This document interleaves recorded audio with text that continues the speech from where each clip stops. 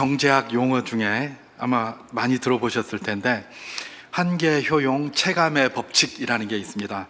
중학교 사회체계부터 아마 나오는 것 같은데 잘 모르겠습니다. 어쨌든 고등학교 때는 확실히 나왔던 것 같습니다. 한계, 효용, 체감의 법칙. 이게 뭐냐? 뭘 쓰는데 처음 쓸 때가 제일 기분이 좋다는 겁니다. 제일 좋다는 겁니다. 근데 자꾸 쓰면 쓸수록 이게 그 기쁨이 사라지는 거죠. 오늘날 젊은이들이 이야기 중에 가성비라는 게 있습니다. 가성비, 가격과 성능을 대비해서 가격보다 성능이 좋으면 가성비가 좋다 하고, 가격보다 성능이 떨어지면 가성비가 낮다, 뭐 이렇게 표현을 하는데, 이걸 이렇게 대입해 보면 그렇습니다. 한계효용 체감의 법칙은 처음에는 굉장히 가성비가 좋은 거예요. 근데 자꾸 시간이 갈수록 이 가성비가 점점 떨어진다는 것들을 이야기하고 있습니다. 우리 속담에 한술밥에 배부르랴, 이런 속담이 있습니다. 한술밥 먹고 무슨 배가 부르겠습니까? 그죠? 한술밥에 배는 안 불러요. 그런데 그 한술밥이 가성비가 제일 좋습니다. 배고플 때 밥 한 숟갈 딱 먹으면 막 꿀맛이에요. 그런데 두 숟갈, 세 숟갈 이렇게 먹다 보면 그게 점점 이렇게 떨어지죠. 그러다가 나중에 배가 부르고 나면 그 다음에는 더 먹는 게 뭡니까? 이거는 뭐 효과는커녕 기쁨은커녕 나중에 고통이 되죠. 고통. 이전에 제가 어렸을 때 고등학교 때입니다. 큰 집이 저기 파주 저쪽에 있고 저희 고모가 의정부에 살았습니다. 저희가 살던 저희 집에서는 의정부를 거쳐서 거기를 갔다가 이렇게 해야 됐기 때문에 큰 집이를 먼저 가가지고 밥을 실컷 얻어 먹었습니다. 실컷 얻어 먹고 집에 가는 길에 고모 집에 좀 들렀다 가야지 그러면서 고모 집에 갔더니 고모가 밥을 또 한 상 차려주는 겁니다. 배가 부르니까 못 먹잖아요. 그래서 아유 고모, 내 밥을 많이 먹고 왔는데 이거 이제 배불러서 안 먹겠습니다. 그러면 이제 고모가 뭐라 그럴까요? 그래? 그러면서 싹 치울까요? 요즘은 뭐 그렇게 하는 것 같아요. 근데 그때만 해도 그렇게 안 하죠. 막 먹으라고 합니다. 배가 불러 죽겠는데. 그때부터 고통이죠. 막 먹으라고 그래요. 그러면 뭐 그냥 됐다고 그러다가 나중에는 먹을 수밖에 없어요. 왜요? 이런 말을 하시거든요. 왜 우리 음식이 맛이 없냐? 이런 말 딱 하면 그때부터 스트레스가 막 올라옵니다. 그리고 고모가 갑자기 사라집니다. 밑에 가서 슈퍼에 가서 활명수를 하나 딱 사옵니다. 옆에다 딱 갖다 놓고 소화 안 되면 이거 먹으면 되니까 이거 먹고 가라는 거예요. 그러면 그때부터 그거 먹으면 이제 배탈이 이제 나는 거죠. 굉장히 힘든 겁니다. 고통입니다.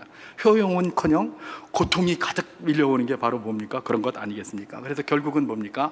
한계, 효용, 체감의 법칙이라는 것은 바로 이렇게 첫 숟갈은 굉장히 기쁜데 이게 점점 떨어지다가 나중에는 고통으로 변하는 거, 이렇게 계속 떨어진다는 건 이게 한계, 효용, 체감의 법칙이에요. 여러분, 뭐 밥만 그렇습니까? 우리의 범사가 그렇습니다. 여러분 한번 생각해 보십시오. 뭐 요즘 이제 입시철입니다만은 학생들 이렇게 대학에 진학하려고 딱 이렇게 썼습니다. 딱 붙었습니다. 얼마나 기분이 좋겠습니까? 또 우리 청년들 직장에 취직하려고 딱 원서를 냈는데 딱 붙었습니다. 세상이 다 내 것 같습니다. 그죠? 얼마나 좋아요. 막 할렐루야, 하나님 은혜 감사합니다, 이러고 딱 갔는데 좋은 직장도 1년 내에 퇴사하는 사람이 굉장히 많다고 그러죠. 1년 내에 퇴사하는 사람이 거의 30몇 프로가 된다고 그러더라고요. 그렇게 처음에는 막 할렐루야 그러고 들어갔는데 1년도 안 돼서 다 퇴사하는 거예요. 이게 뭐예요? 한계, 효용이 그때 되게 좋았는데 딱 뚝 떨어진 거예요. 이제 더 이상 여기 못 있겠다. 그리고 나가는 거예요. 그리고 대학도 말입니다. 처음에 딱 붙었을 때는 얼마나 기분이 좋은데 이게 제 경험에 의하면 한 달 가더라고요. 한 달. 제가 3월 달에 딱 입학을 하면서 그냥 기분이 좋아서 딱 갔는데 4월 달 딱 되니까 제 마음속에 내가 지금 뭘 하고 있는지 모르겠어요. 가방은 메고 학교를 향해서 가기는 가는데 여기 뭐하러 가지? 이게 뭐지? 아마 다 그런 거 다 경험을 해보셨을 겁니다. 내가 뭐 하는지 모르겠어요. 4월 달에 그러더니 5월 달 되니까 더해요. 이거 계속 다녀야 되나? 이런 생각이 든다니까요. 이게 뭐예요? 처음에는 그냥 굉장히 기쁘지만 점점 효용 가치가 떨어져요. 이게 뭡니까? 한계, 효용, 체감의 법칙입니다. 아마도 이 한계, 효용, 체감의 법칙이라는 경제학적 용어를 만들어낸 사람이 이 인간사의 일반적인 통념이 바로 이런 것 아닙니까? 이런 것들을 그야말로 토대로 해서 이것을 만들지 않았나, 예, 저는 그렇게 한번 생각을 해봅니다. 그렇습니다. 세상 인간사의 통념은 뭡니까? 처음에는 좋습니다. 막 손들고 막 기뻐하지만 가면 갈수록 그런 것들이 사라지고 그런 것들이 희미하게 돼가는 것, 이게 바로 무엇입니까? 인간사의 통념인 것이죠. 결혼을 하고 가정을 꾸립니다. 처음에는 굉장히 좋습니다. 그냥 막 세상의 모든 것들이 다 내 것 같고 말입니다. 이제 고생 끝 행복 시작 같습니다. 그런데 조금 지나면 저런 왼수 같은 것들이 이러면서 서로 싸우잖아요. 그죠? 이게 뭐예요? 인간사의 통념이에요. 인간사의 통념이 그렇다는 것입니다. 여러분, 성경에도 보면 바로 이런 한계효용 체감의 법칙과 같은 인간사의 통념을 잘 보여주는 내용들이 곳곳에 있습니다. 곳곳에 있는데 그 중에 대표적인 거 하나가 요한복음 2장에 등장합니다. 여러분, 요한복음 2장에 보면 가나 혼인잔치에 대한 내용이 있지 않습니까? 거기에 보면 아주 재밌는 그런 것들이 거기 드러나는데, 제가 요한복음 2장 10절을 한번 봉독해 보도록 하겠습니다.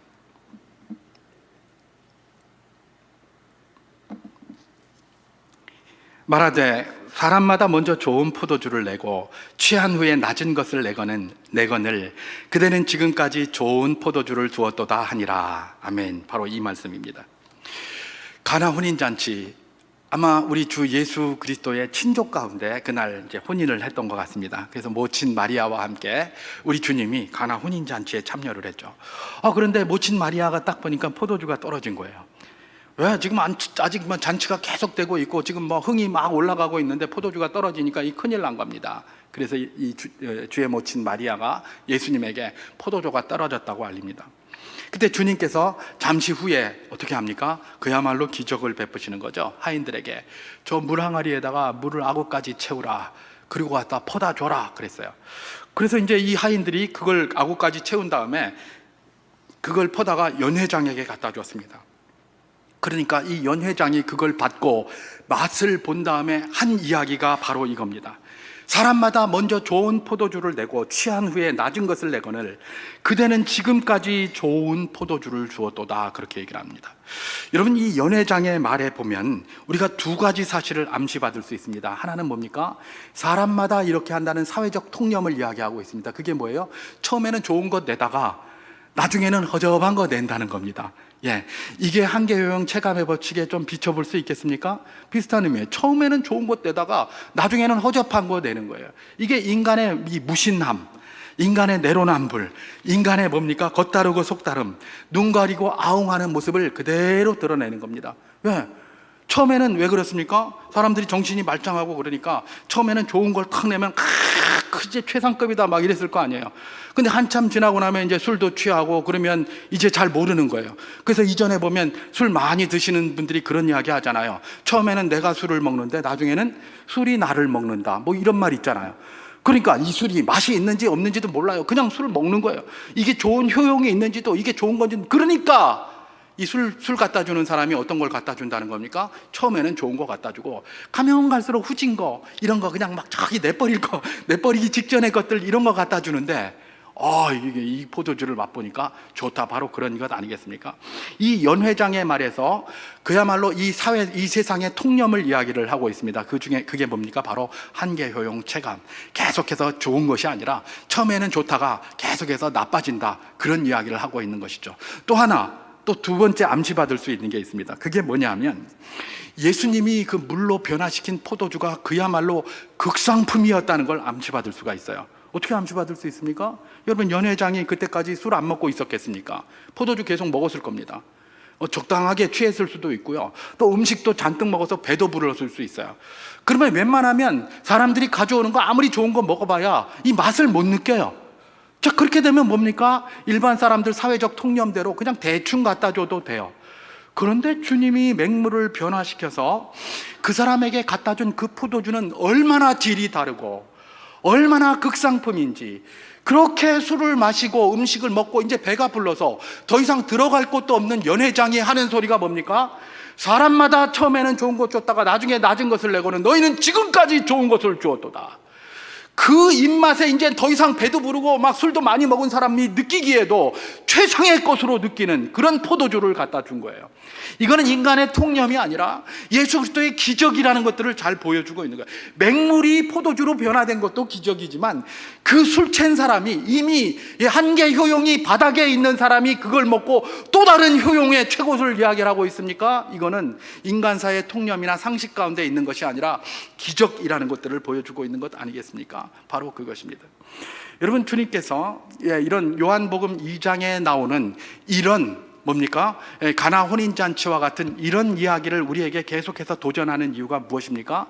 세상의 통념 속에 우리가 이 세상에 살아가지만 세상의 통념 속에 휩쓸려서 살아가고 통념 가운데 살아갈 수가 많이 있다는 겁니다. 그러나 그럼에도 불구하고 내 제자들아, 너희들은 어떻게 살면 좋겠다? 세상의 통념대로 사는 것이 아니라, 세상의 통념대로 사는 것이 아니라, 너희는 처음에도 좋으면 좋겠지만 처음보다 나중이 더 나은 그런 삶을 살았으면 참 좋겠다.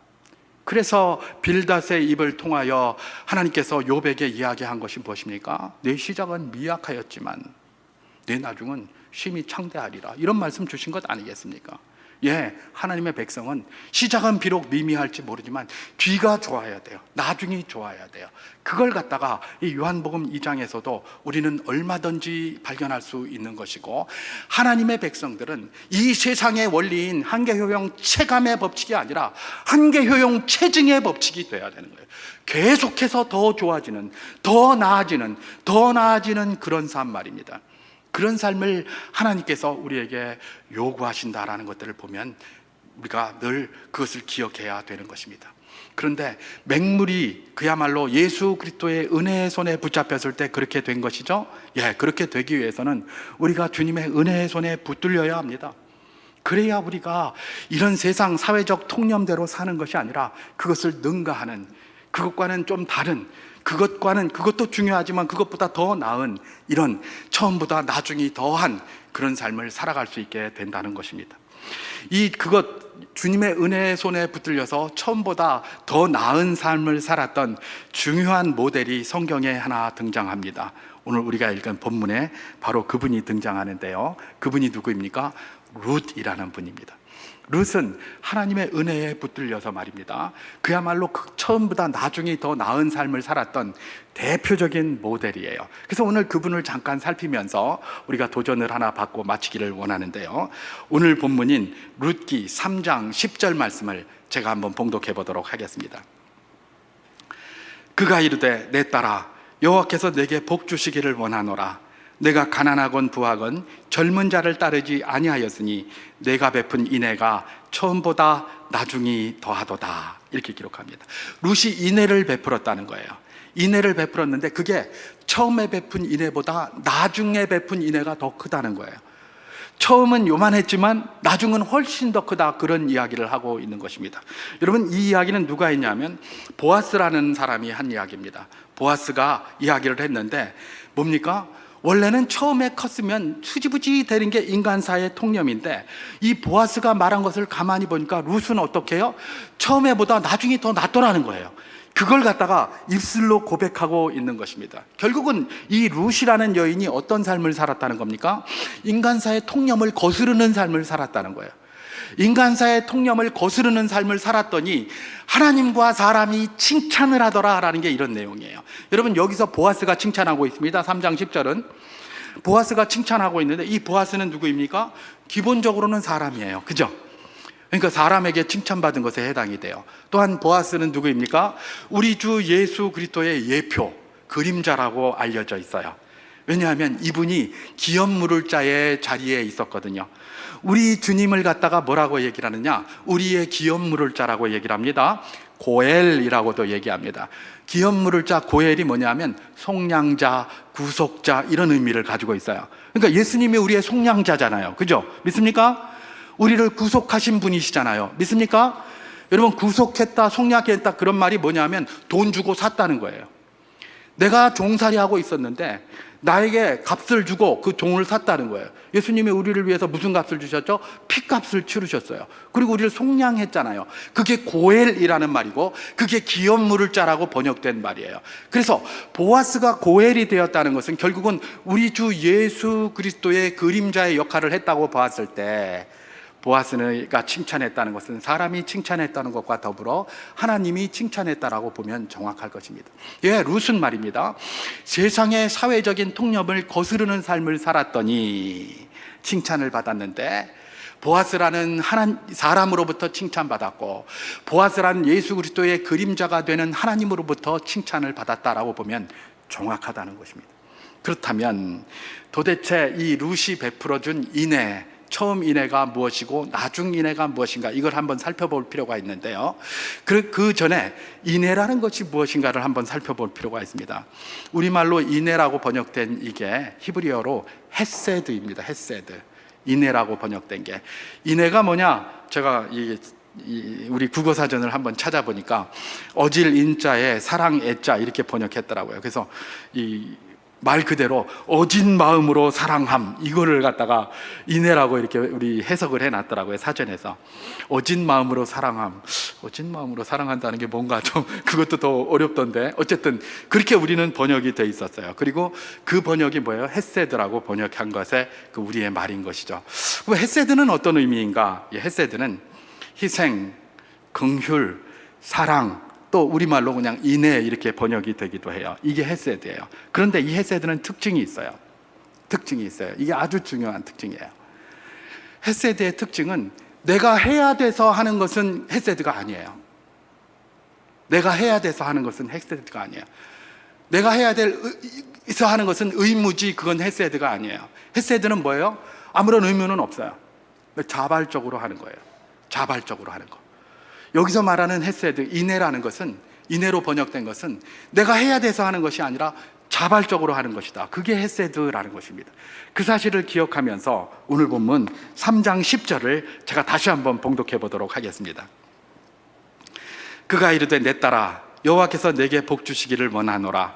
내가 가난하건 부하건 젊은 자를 따르지 아니하였으니 내가 베푼 인애가 처음보다 나중이 더하도다. 그렇게 기록합니다. 자, 그러면 여기서 처음 베푼 은혜, 처음 헤세드는 무엇인가를 한번 살펴보겠습니다. 여러분, 우리가 잘 아는 것처럼 룻기가 어떻게 시작합니까? 유다 베들레헴에 엘리멜렉이라는 사람과 그의 아내 나오미와 말론이라는 아들과 기럧이라는 아들이 이렇게 살고 있었어요. 그런데 이 사람들이 갑자기 베들레헴에 흉년이 들었습니다. 흉년이 들었더니 이 사람들이 자기의 기업을 팔아요. 땅을 판 게 아니고 경작권을 판 거죠. 경작권을 팔아서 그 돈을 가지고 모압으로 이사를 간 것으로 그렇게 시작을 하고 있습니다. 여러분, 베들레헴이 뭡니까? 베들레헴, 베이트 그러면 집입니다. 레켐 그러면 빵, 떡 이런 얘기예요. 베들레헴은 말 그대로 떡집이에요. 그죠? 우리가 여기 이거 하면 베들레헴 그러잖아요. 그죠? 베들레헴. 떡집이에요. 떡집. 많이 먹으니까 이 베들레헴 나오잖아요. 그죠? 굉장히 의미 있어요. 베들레헴. 베들레헴이 떡집이라는 뜻이에요. 그런데 중요한 것은 거기 흉년이 들었어요. 여러분, 떡집은 풍성해야 되잖아요. 그죠? 베들레헴이잖아요. 그런데 왜 흉년이 들었단 말이에요? 왜 흉년이 들었냔 말이에요. 떡집에는 딴 데는 흉년이 들었어도 떡집은 베들레헴이 돼야 되는데 왜 떡집에 흉년이 들었냔 말이죠. 이건 뭔가 문제가 있는 것이죠.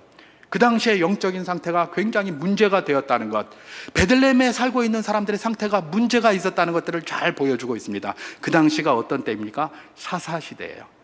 사사들이 치리하던 때에 라고 시작을 합니다. 룻기가. 사사시대예요. 사사시대는 뭐예요? 자기의 소견에 옳은 대로 행하였더라. 여러분, 나오미를 한번 보십시오. 왜 거기에 흉년이 들었으면 하나님 앞에 무릎 꿇어야 될 것 아닙니까? 하나님이 돌보시는 땅이 그 땅인데요. 그런데 하나님이 주신 기업까지 전부 팔아먹고, 그죠? 자기 소견에 옳은 대로 모압 땅으로 이주를 해버렸어요. 거기서 살아야 되는데 거기로 하나님 앞에 무릎 안 꿇고 딴 데로 이주를 해버린 거예요. 지 소견에 옳은 대로 했어요. 결국은 뭐예요? 그 당시의 영적인 상황이 이렇게 사람들이 하나님 앞에 뭐 묻고 이러고 기도하는 것이 아니라, 하나님 붙잡고 뭐 이렇게 씨름하는 것이 아니라 그냥 틈만 나면 그냥 지 소견에 옳은 대로 막 움직이는 그런 곳이었다는 거예요. 그러다 보니까 뭐예요? 베들레헴인데 거기에 흉년이 들 정도가 그렇게 되었던 것이죠. 그리고 그래서 이 사람이 거기를 옮겼는데, 이상하게 나오미에게는 남편이 있었어요. 엘리멜렉.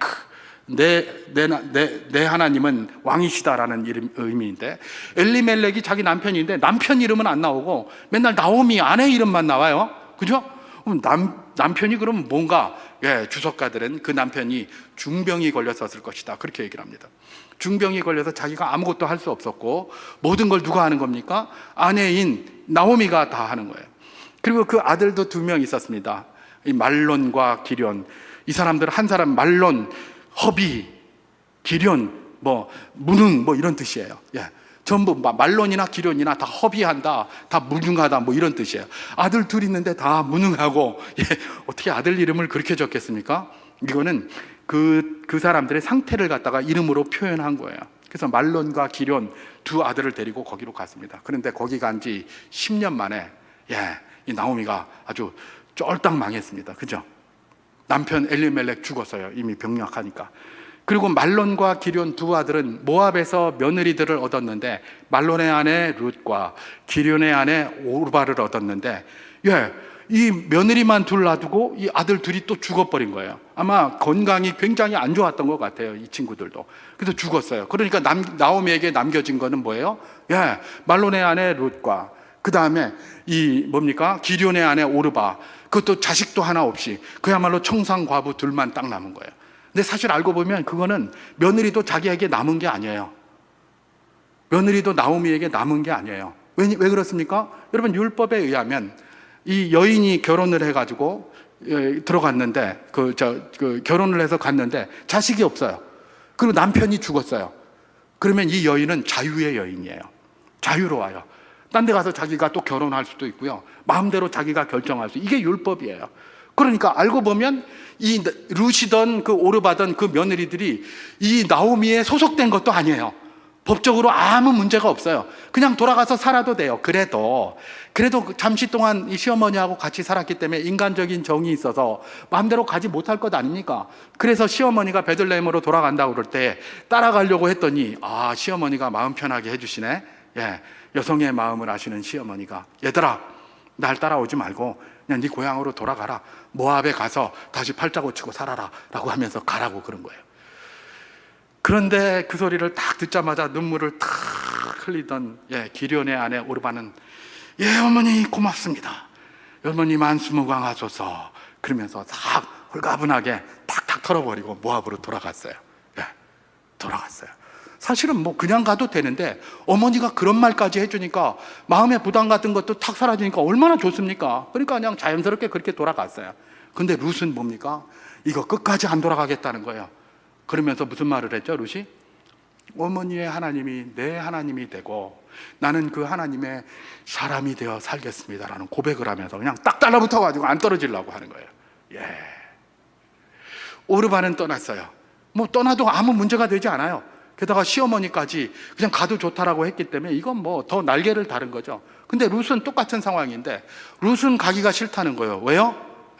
나는 어머니의 하나님이 내 하나님 되기를 원해서 그렇습니다 라고 하면서 하나님의 손에, 하나님의 은혜의 손에 룻이 딱 붙잡혀지게 된 것입니다. 자, 그렇게 들어와 가지고 베들레헴에 왔는데 무슨 땅이 있습니까? 집이 있습니까? 절이 있습니까? 아무것도 없잖아요. 집도 절도 없고 자기들이 경작할 땅도 없고 아무것도 없으니까 가서 이들이 해야 될 것은 뭐예요? 이삭 줍기. 나미밭에서 제가 어렸을 때 많이 하던 거, 나미밭에 가가지고 이렇게 뺀 거 이거 주워다가 그거 가지고 이제 먹고 사는 거예요. 근데 여러분, 룻기 가만히 보시면 나오미가 이삭 줍기 해러 갔다는 말이 없어요. 나오미는 집에서 뭘 했나 모르겠어요. 시어머니는 집에 가만히 있고 룻만 그냥 돌아다니면서 이삭 줍기 하고 있어요. 모압 여인 룻만. 나오미가 좀 너무한 것 같아요. 가만히 읽어보면, 룻기 보면 그래요. 이 나오미가 좀 너무해요. 룻만 거기 가서 그렇게 하고 있는 거예요. 여러분, 이걸 뭐라고 얘기를 합니까? 보아스가 이야기하는 첫 번째 인애예요. 첫 번째 헤세드. 룻은 그렇게 할 필요가 없었어요. 그런데 와가지고 말입니다, 그것도 일도 안 하고 가만히 있는 시어머니 부양하겠다고 말입니다. 어떻게 한 거예요? 가서 이삭 죽게 하면서 그 모압에서 온 이방 여인이니 옆에 사람들이 얼마나 웃고 막 손가락질하고 이랬겠습니까? 그런데 그 손가락질을 그냥 막 감수하고 거기 가서 이삭 주워다가 시어머니를 봉양한 거예요. 이게 뭐예요? 첫 번째 인애예요. 자기는 그렇게 할 필요가 하나도 없었어요. 근데 자발적으로 내가 하나님의 은혜의 손에 붙들리기를 소망합니다. 그리고 가가지고 그렇게 했던 거예요. 이게 첫 번째 인애였다, 헤세드였다라고 이 뭡니까? 보아스가 그렇게 칭찬하고 있는 것입니다. 자, 그렇다면 그것보다 더 나았던 다음 헤세드는 무엇인가? 나중 인애, 나중 헤세드는 무엇인가? 이걸 한번 살펴볼 필요가 있습니다. 이게 첫 번째 거예요. 나중 헤세드는 무엇이냐? 오늘 본문 3장 10절을 제가 다시 한번 또 봉독해 보겠습니다.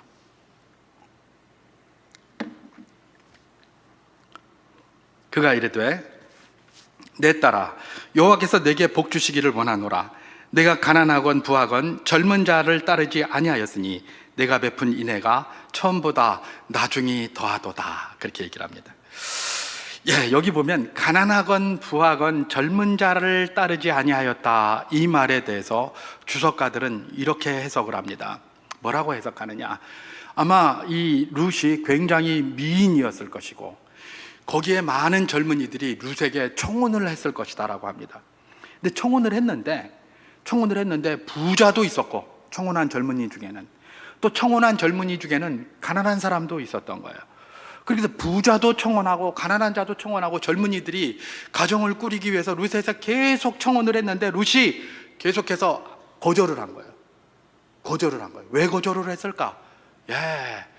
룻의 머릿속에는 오직 한 가지밖에 없었어요.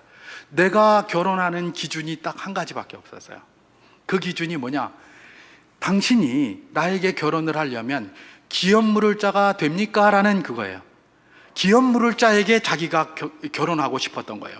고엘에게 결혼하고 싶었던 거예요. 이건 뭐냐면 내 죽은 남편 말론, 그 말론의 대를 이어서 나에게 아들을 낳아줄 그런 자. 그래서 그 아들을 낳으면 그 아들은 누구의 아들이 되는 겁니까? 말론의 아들이 되어서 그의 기업을 이어가게 할 그 사람을 만나기를 원하는 거예요. 그러니까 룻이 말입니다. 그냥 처음 이내처럼 그냥 젊은 사람 부자하고 딱 결혼해가지고 말입니다. 시어머니 나오미 좀 도와주면 되잖아요. 그럼 처음 이내가 계속되는 거고 그것만 해도 칭찬받을 일 아닙니까? 그런데 룻은 거기에서 그치지 않는 거예요. 우리 어머니의 모든 것들을 회복시켜주고 싶다, 그런 거예요. 그리고 내 죽은 남편 말론, 힘없이 죽은 그 남편 말론을 위해서 내가 할 수 있는 일이 뭐냐? 기업 물을 자에게 내가 결혼하는 것이다. 바로 그것이에요. 그걸 계속해서 따진 거예요. 그래서 부한 젊은이든 가난한 젊은이든 청혼했던 이 룻에게 룻이 본 것은 그 사람들이 말론의 친족이었어야 되는데 말론하고는 상관이 없는 사람들이에요. 그러다 보니까 그 사람들을 모조리 다 거절을 했던 거예요. 그 대신에 누구를 선택하게 되는 겁니까? 이 보아스를 선택하게 되는 거예요. 이 보아스는 누가 점지한 겁니까? 자기 시어머니가 시킨 거예요. 여러분, 시어머니가 뭐라고 시켰느냐? 이거 굉장히 스트레스 받는 일을 시어머니가 시켰어요. 뭐라 그랬냐? 오늘 타작하는 날인데 아마 보아스가 잔치를 크게 벌일 거야. 크게 벌이는데 보아스가 술도 먹고 잔치를 하고 이러다가 저기 가서 나중에 자게 될 것이다. 그러면 보아스의 눈에 띄지 말고 어디서 자나 잘 확인을 한 다음에, 그리고 남들 아무도 모르고 보아스 아무도 모르게 그 보아스가 자고 있는 곳에 가서 이불을 덜치고 그 발치에 누워 있어라, 이렇게 가르쳐 준 거예요. 여러분, 이렇게 하는 게 쉽겠습니까? 굉장히 어려운 일이죠. 그런데 오늘 본문 3장 6절은 뭐라고 이야기를 하고 있습니까? 제가 봉독하겠습니다. 그가 타작마당으로 내려가서 시어머니의 명령대로 다 하니라. 이렇게 시어머니가 하라는 대로 다 한 거예요. 어떻게 한 거예요? 보아스가 자고 있을 때 그 밑에 가서 발치에 가서 이불을 들고 거기 가서 누워 있는 거예요.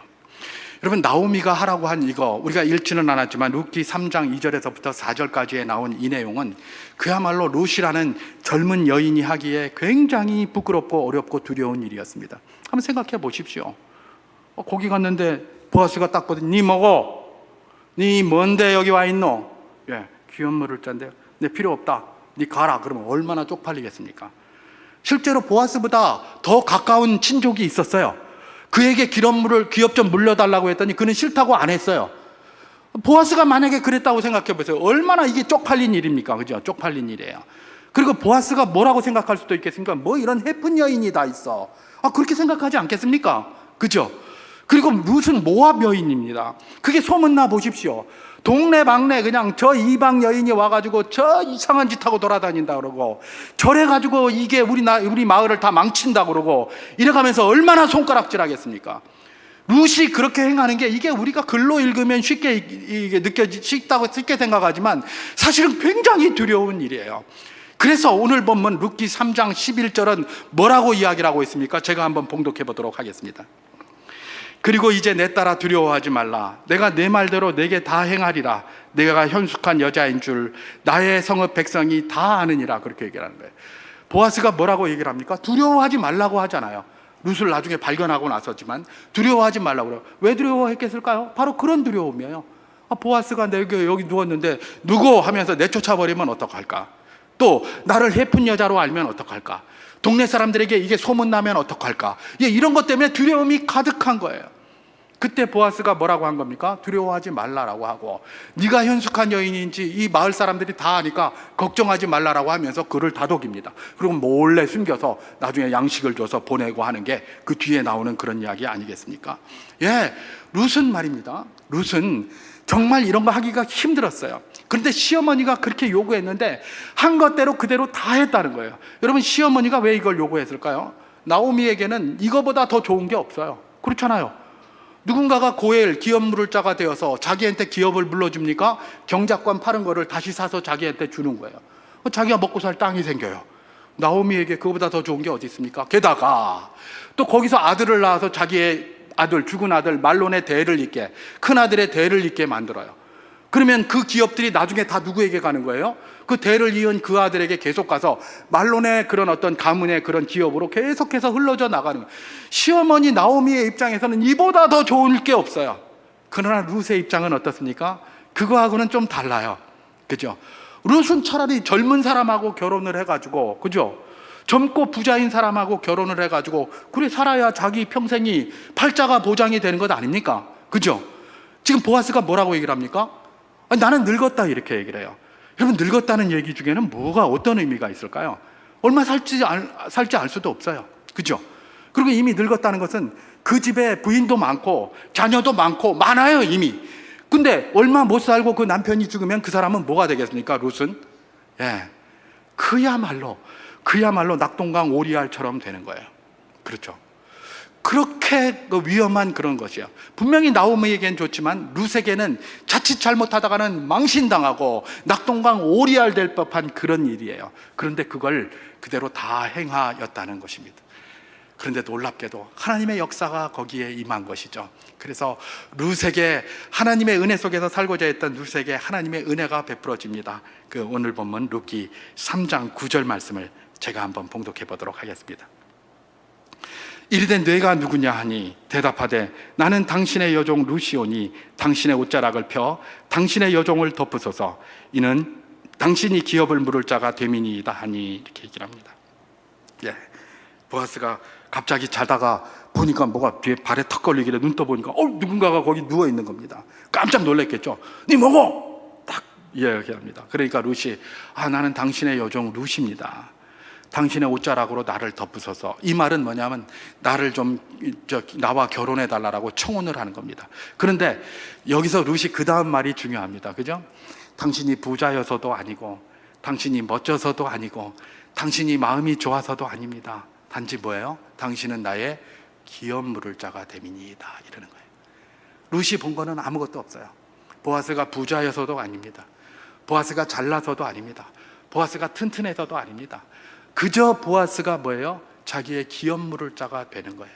그러니까 그것 때문에 나를 좀 내 청혼을 좀 받아주십시오, 이렇게 한 겁니다. 그것에 감동을 해가지고 이 보아스가 뭐라고 얘기를 합니까?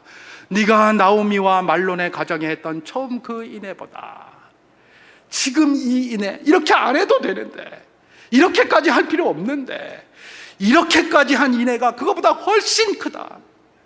그때는 그때대로 했다면 그것도 귀중한 일이지만 지금은 네 인생이 평생 이 노인 밑에, 내 밑에 들어와서 속박받는 삶을 살아야 되는 것을 알매도 불구하고 기업 물을 자가 되어야 한다는 그 사실 하나 때문에 네가 이 일을 하느냐? 네가 나오미와 말론의 가정에 베푼 인애가 이전보다 지금이 훨씬 더 큰 것이다 라고 그렇게 보아스가 칭찬을 하면서 말입니다. 내가 그대로 다 이행하겠다 그러면서 그 다음 단계를 진행해 가는 것을 우리는 볼 수가 있습니다.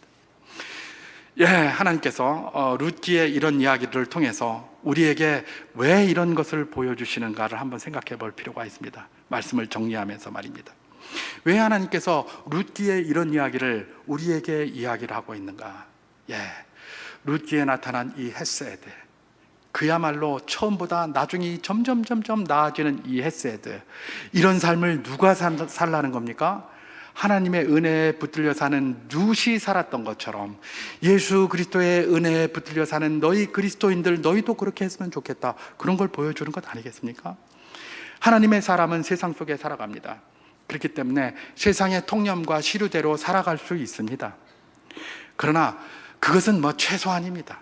그죠? 하나님의 백성들은 최대한 그렇게 사는 것보다, 그것도 중요하지만 더 중요한 것이 있나니 하나님의 백성으로 살아가는 것이 중요하다는 것입니다. 여러분, 이제 이번 주간에 우리 추석이 있습니다. 추석의 모토가 뭡니까? 더도 덜도 말고 한가위만 같아라, 이런 거예요. 세상에서는 더도 덜도 말고 네 처음에 했던 거 그대로 또 마지막까지 했으면 좋겠다, 일관되었으면 좋겠다, 이런 이야기를 해요. 굉장히 중요합니다. 왜냐하면 세상은 처음에는 웅장하지만 나중에는 그야말로 아무것도 아닌 용두사미가 굉장히 많고 그것이 자연스럽고 당연하다고 생각하기 때문에 그렇습니다. 그렇기 때문에 더도 덜도 말고 한가위만 같아라, 처음과 끝이 그냥 하나님 똑같았으면 좋겠다, 이거면 굉장한 거예요. 우리도 그렇게 살았으면 참 좋겠어요. 그런데 하나님은 그 정도에서 머무르지 말라고 하는 겁니다. 처음보다 더 나아지는 삶을 살아라. 그것이 바로 무엇입니까? 이런 룻기를 통해서 우리에게 도전하는 것입니다. 특별히 우리가 추석이 멀지 않았는데 추석에 많은 사람을 만나게 될 것입니다. 친지를 만나게 될 것입니다. 친지를 만나고 가족들을 만나고 또 친구도 만나게 될 줄 모르겠습니다. 그럴 때에 어떻게 했으면 좋겠습니까? 신문이나 매스컴 이런 걸 보면 그런 이야기 많이 나오잖아요. 요즘은 만남 자체가 힘드니까 좀 안 만나려고 뭔가 건수를 만들어서 어쨌든 한번 안 만나보려고 그런다고 하지 않습니까? 그죠? 그런다고 해요. 그리고 만나면 불편하고 힘들고 이러니까 가급적이면 안 만나려고 하고 그런다는 것이죠. 모든 사람이 그렇고 저도 그런 경우가 있어요. 그래요. 이게 우리의 마음이고 일반적인 우리의 경험이에요. 이런 저에게 하나님이 오늘 도전하시는 겁니다. 뭐라고 도전하시는 겁니까? 내가 만나는 그 만남이 작년의 만남보다 좋았으면 좋겠다. 작년에 명절에 너를 만났던 그 만남보다 올해 그 사람들이 너를 만나서 더 좋다고 생각했으면 좋겠다, 그런 생각이 드는 겁니다. 그런 도전을 하는 겁니다.